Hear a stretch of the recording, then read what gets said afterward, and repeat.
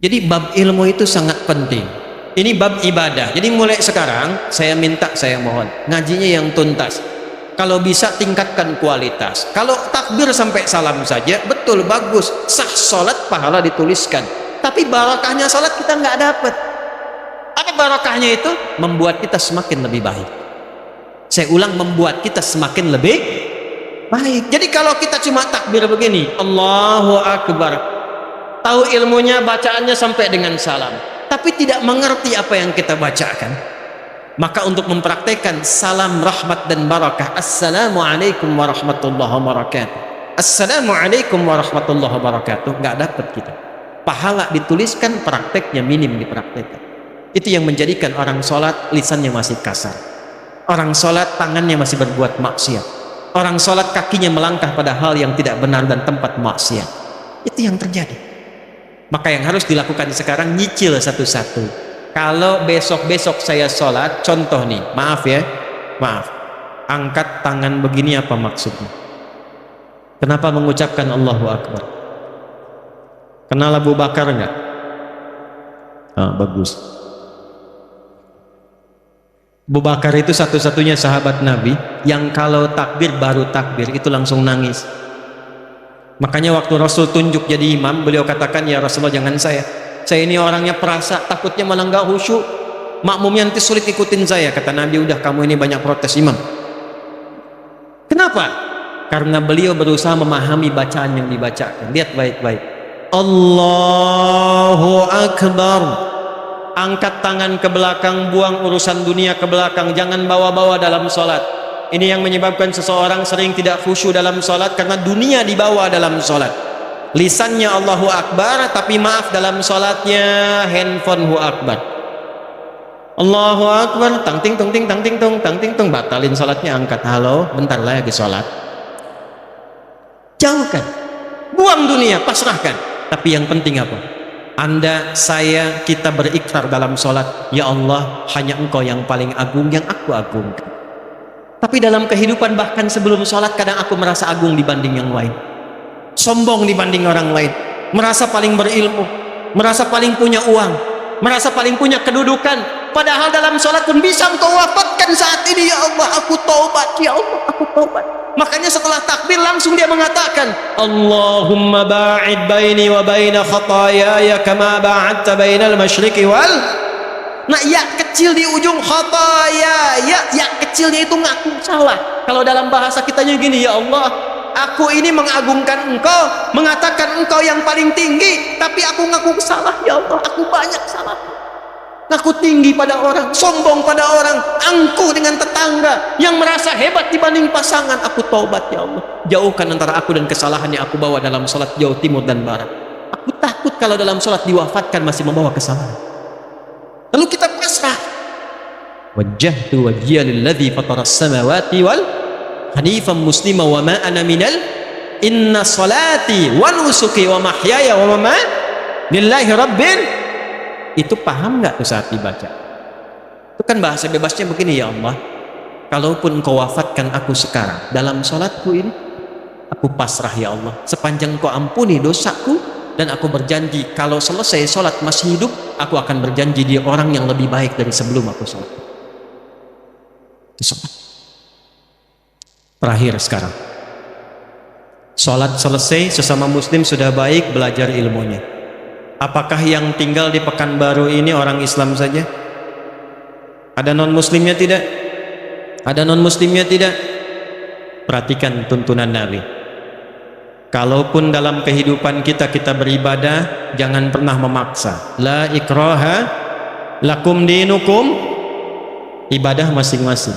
Tapi ketika diatur hubungan muamalah, interaksi sosial dalam kehidupan, di pekerjaan, bertetangga, berkebun, Anda menemukan di dalamnya bukan hanya orang Islam tapi non muslim, maka hukumnya berlaku universal bersama-sama. Diatur dari yang paling kecil sampai yang paling besar. Yang paling kecil, Anda tinggal di komplek, ada orang Islam, tetangganya non muslim, Nabi samakan semua hukumnya. Hukum makanan, hukum senyuman. Senyum kepada yang muslim, senyum pada non muslim. Anda ketemu tetangga yang muslim senyum, yang non muslim nggak senyum. Kok nggak senyum, Pak? Maaf ya, ibu kafir sih. Oh, Masya Allah. itu dicatat oleh malaikat dosa tuh. Senyum Anda pada orang Islam harus sama dengan senyum Anda pada non muslim. Jika ke orang Islam senyumnya 100%, pada non muslim senyumnya 100%. Izin komandan, hati-hati nih, di TNI, di Polri, Jati, di pengadilan, mohon izin, di kantor-kantor gak semuanya orang Islam, mesti adil. Kalau memang yang layak promosi jabatan non muslim, promosikan. Kalau yang layak yang muslim, promosikan. Tapi tanamkan nilai-nilai kebaikan, nilai-nilai keadilan, sehingga ketika ditanya, dan terima kasih, bukan terima kasih, Islam yang mengajarkan saya untuk bersikap adil dalam tugas saya. Ketika itu dilakukan, maka dia kenal Islam. Kalau kemudian kenal dan memahami lantas mengucapkan asyhadu an la ilaha illallah wa asyhadu anna muhammadar rasulullah, itulah pahala yang melekat pada amanah kedudukan. Pada Anda yang tidak punya kedudukan tapi bertetangga, Allahu Akbar.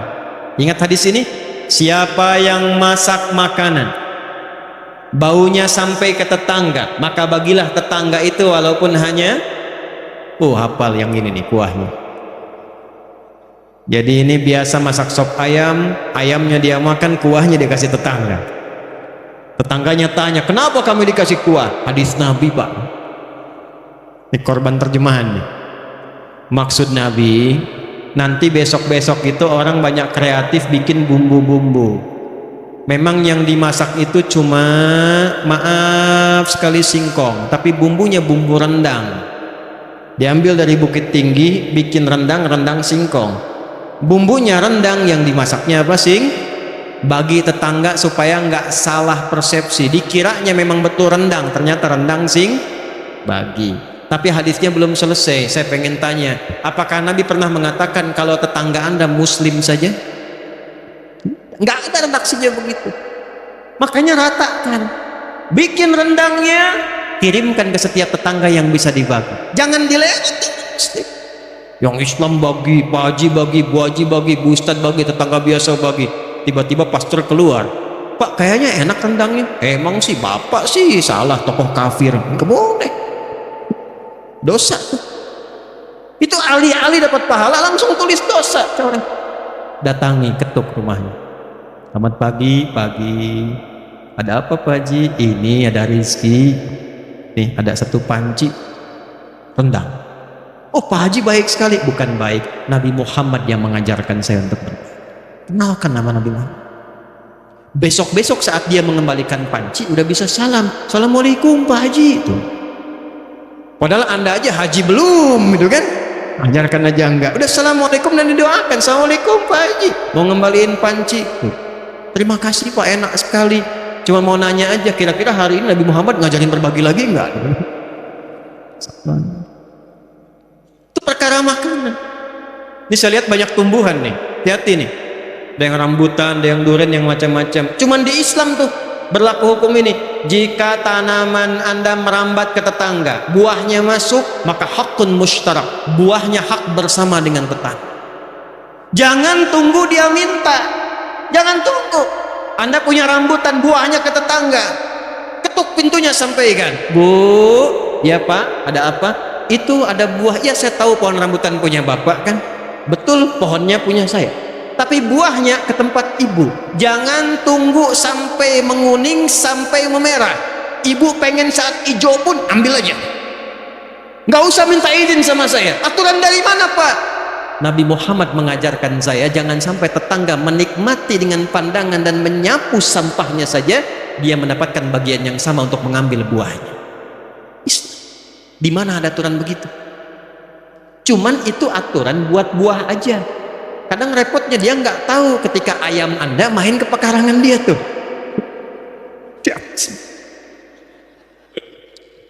Besok dia datang, Pak, Nabi Muhammad tuh berkah banget ya, ayam Bapak enak banget nih. Nah, saya menginginkan suasana begini nih antar umat Islam itu. Jadi kita internal diperbaiki, sama orang-orang sekitaran kemudian berbuat baik. Jaga itu sampai wafat. Jaga itu sampai wafat. Karena kita nggak tahu kapan kita pulang. Mungkin pulang malam ini. Kenapa pada diam ini? Kan udah gelap banget tuh. Ya, senang tidak kalau pulang? Yakin? Senang tidak? Dibilang senang takut malam ini gitu ya. Dibilang tidak ya pulang. Maaf ya, ini hukum psikologi nih. Di mana-mana semua orang pulang itu senang. Nih saya tanya nih, kalau habis lebaran mau Idul Fitri, mau pulang kampung, senang tidak? Senang kan? Besok lebaran kita mau pulang, saking senangnya kita cari bekal kan? Yang paling hebat tuh begini, dan cuma ada di Indonesia nih. Saya udah cek negara-negara lain nggak ada tuh. Ya, kita punya asosiasi 20 negara, jalan-jalan nggak ada yang kayak Indonesia. Disiapin jauh-jauh hari, tiket-tiket kereta habis, bis-bis makin naik dibeli juga. Yang paling hebat, ada orang yang menyiapkan bekal, pulangnya pakai motor bebek, bekalnya singa. Tahu nggak? Motor bebek tapi bekalnya singa, dus tambah. Begitu lewat dus pelepah pisang, tambah lagi satu lagi. Kumpulkan banyak. Kenapa? Ketika saya tanya, karena Ustadz saya senang mau pulang. Dan saking senangnya dia tuliskan di belakang pakai kardus, dia tulis dekat knalpotnya itu, sayang aku pulang. Lalu dia telepon ke kampungnya, aku pulang hari ini. Yang di kampung Allahu Akbar, cek rumah karena ada yang mau pulang. Disediakan makanan, yang nggak ada diada-adakan. Yang paling klasik, maaf, yang luarnya itu kaleng biskuit isinya rengginang. Saya nggak sebut nama karena endorse. Kaleng biskuit isinya rengginang. Tasik banyak ya Bu. Paling banyak. Kenapa? Karena senang ada yang pulang. Jadi setiap pulang itu biasanya senang. Kalau siap bekal. Itu poin. Saya tanya waktu satu kali, kenapa Anda nggak pulang mudik? Gak ada bekal Ustaz. Sifat pulang senang kalau ada bekal. Kalau sedikit bekal, tak ada bekal, tak siap pulang. Jadi setiap disebutkan pulang, semua senang. Ini saya konfirmasi lagi nih, kalau malam ini kita pulang, senang nggak? Udah punya bekal? Maka materi yang kita pelajari malam hari ini, bawa dan terapkan. Tobat dulu malam ini. Dengan tobat gugur semua dosa insya Allah. Kecuali utang ya, awas tuh. Utang tetap bayar tuh. Tobat utang tidak lunas dengan tobat. Ya, yang buruknya hilang, yang utangnya lunasi. Begitu selesai kemudian kosong, pulang dari sini, jalan itu udah bawa pahala.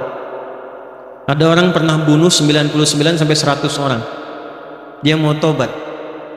Begitu mau tobat, datang pada seorang kiai. Kata kiai itu, kalau yang kayak kamu ini saya nggak bisa bimbing, tapi saya referensikan pada kawan saya yang di sana. Ini sikap bijak. Nggak ada ustadz menguasai segalanya. Kalau bukan pakar di bidangnya, arahkan dan sarankan pada ustadz lain yang menguasai bidangnya. Maka dia jalan ke tempat kiai itu, di tengah-tengah, ternyata ajalnya tiba, meninggal. Di tengah-tengah. Apa yang terjadi? Ini saking viralnya sampai di era Nabi Muhammad turun ayat An-Nisa surah keempat ayat 100. Wa may yuhajir fi sabilillahi yajid fil ardi muraghaman katsiran wa sa'ah wa may yakhruj min baitihi muhajiran ila Allah wa rasulih thumma yudrikul maut faqad waqa'a ajruhu 'ala Allah. Siapa yang bertekad merubah dirinya lebih baik, kalau dia masih ada ajal hidupnya, maka oleh Allah akan dilimpahkan ketenangan. Jadi kalau mau berubah jadi baik, bukan dunia dulu yang dikasih, bukan materi, bukan pangkat dulu, diberikan ketenangan di hatinya oleh Allah supaya menerima kebaikan. Setelah itu baru dilimpahkan kedudukan, tambahkan harta, tambahkan ilmu, tambahkan. Tapi kalau dia ingin berubah tiba-tiba wafat di pertengahan, maka jalan kakinya itu menggugurkan dosa-dosanya. Tobatnya diterima, tapak kakinya dihitung sebagai amalan baru.